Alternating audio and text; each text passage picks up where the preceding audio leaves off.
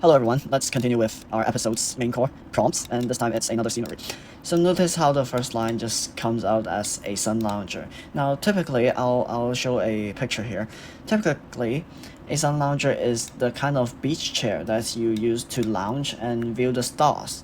So naturally, the second line is facing the ocean, and then you see it's a descriptive writing.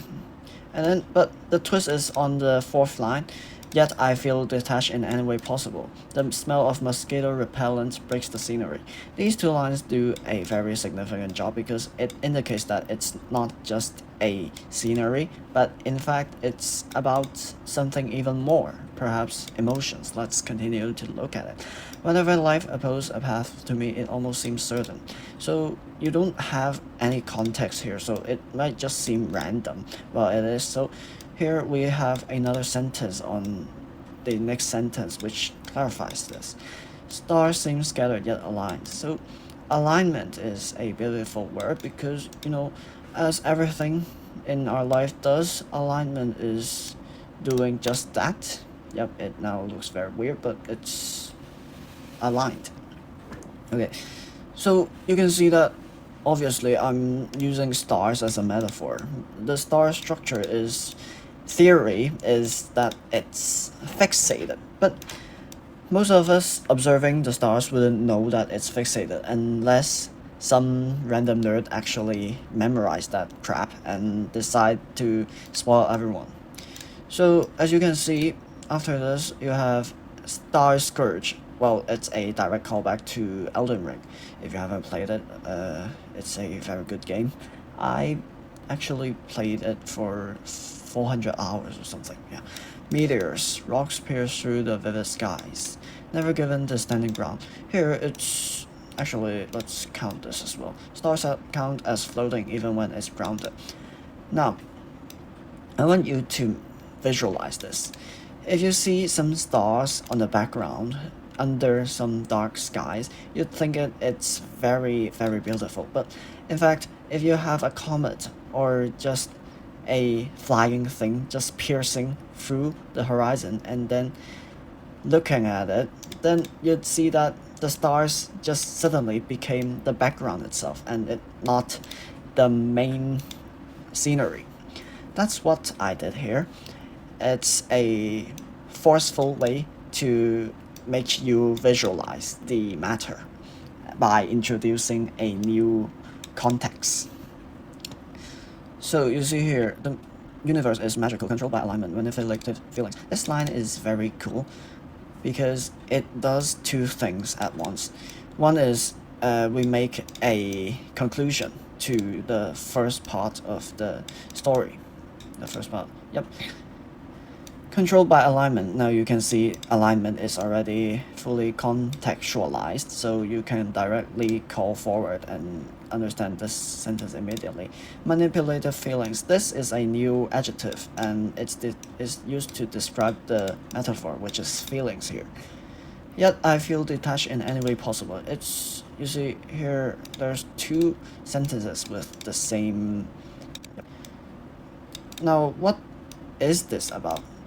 So when you look at it side by side, it's not parallel, but it's my way to make my readers feel fresh again, because to me I think this is very heavy, and when you have to offload your viewers and make them watch longer, you must put something funny or put something offloading to make them calm down. So after that, we have fully been into the abyss here being meters, line by line actually.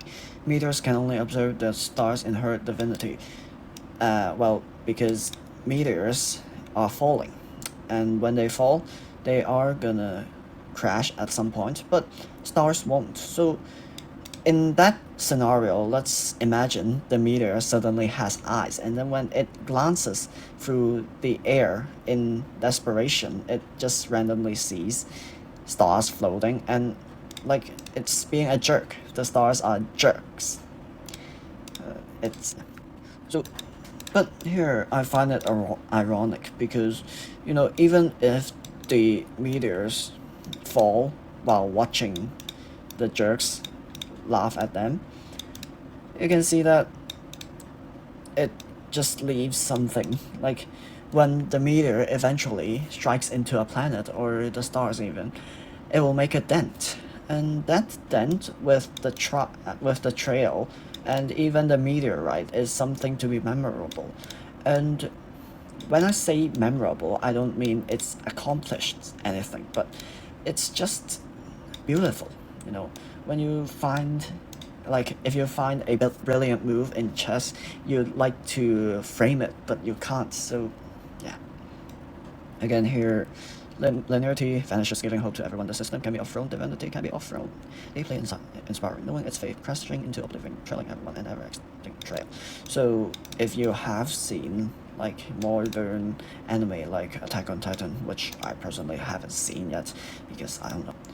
If you look at those and feel inspired, is that typically when a Titan falls, then the soldiers will climb onto the Titan and then use their grappling hook to go onto the wall and fight others. Like, it's motivating. You see, these are all scenery observations again, and at last here is some kind of philosophy hidden in this observation. So at last you can see that I'm not really using observational work anymore. I'm just writing as myself and wrote this down as a sun launch. Now it's really funny how words can play a big role in how we mention stuff. Like, for example, here when I typed this line, it sort of just shook me because it felt calm.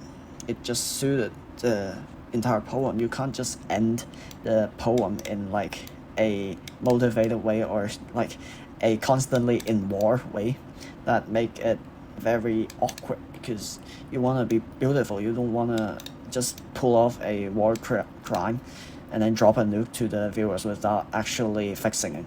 So at last here I signed my name as a Sun Lounger because now it's a person again. It's not just the Sun Lounge, it's the person. Yep, and that's it. If you have any issues or any thoughts, you can leave it down below. I'll be happy to figure it out.